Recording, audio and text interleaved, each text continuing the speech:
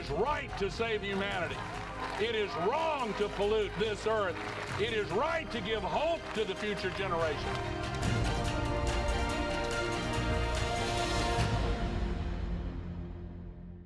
Before I begin to do this interview, a little honesty, truth in broadcasting.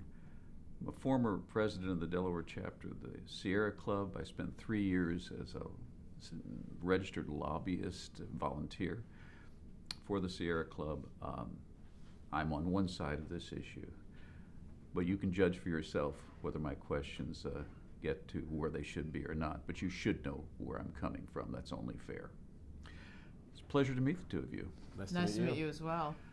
How long ago did you become involved with this gentleman by the name of Gore?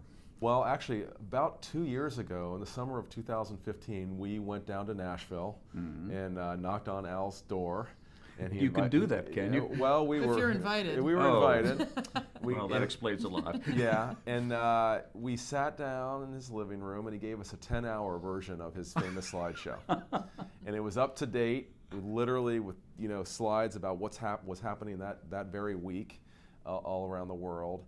And by lunchtime, I have to say, we were a little depressed.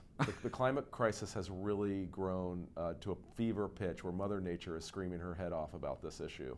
On the other hand, we came back after lunch, and Al taught us about what's going on with the sustainability energy revolution, the cost down curves in solar and wind, and how many communities around the world are really moving in leaps and bounds towards solar and wind. And our hope really increased a lot, to the point where we really felt like there was a drama going on now, real choices to be made about how we move forward. And yes, there's a tremendous amount of pushback on this. I mean, granted, from around the world, how many nations have now signed on or are participating in one way, shape, or form, not just with the Paris Accord, but with other activities, accepting the fact that climate change is real and that there's humans at least are partly cause for it.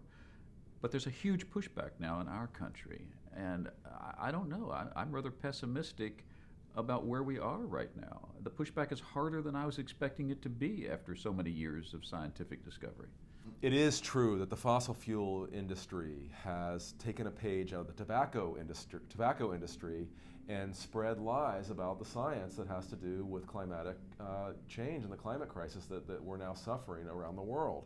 And it's muddied the waters and created this kind of tribal political effect where neither side wants to engage with the other. On the other hand, we've had some really good news along these lines, believe it or not. The Paris Accord was the first time ever at an international level that virtually all the countries of the world came together and agreed to get to net zero greenhouse gases by the end of this century. And they built in this mechanism that allows us to review and ratchet that over the time so that it gets more stringent and more effective over time. But more importantly than that, businesses, governors of states, even in our country, mayors of cities are moving towards solar and wind because it makes economic sense.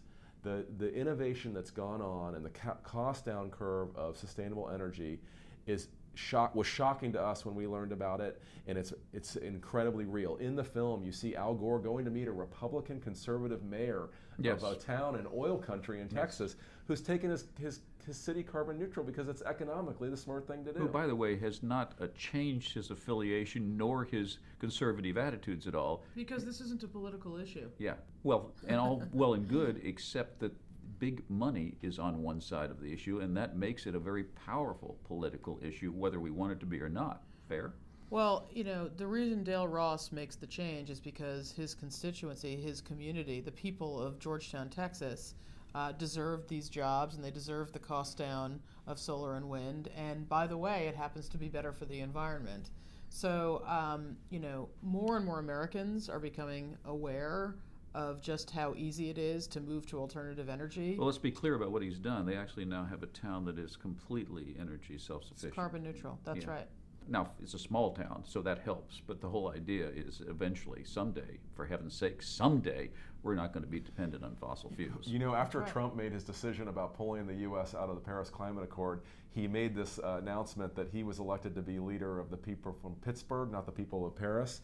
Within days, the mayor of Pittsburgh stood up and said, hey, wait a minute, I'm the mayor of Pittsburgh, and my people want to stay in the Paris Accord. A, because we care about the planet, but maybe as importantly, if not more important, we care about our economy. We want the jobs, we want the cheap energy, we want the clean energy. Fastest growing job sector in the country. Well, Pittsburgh was once the icon of an awful-looking, polluted town, and it's a gorgeous town now. They're not going to go back if they can possibly choose it.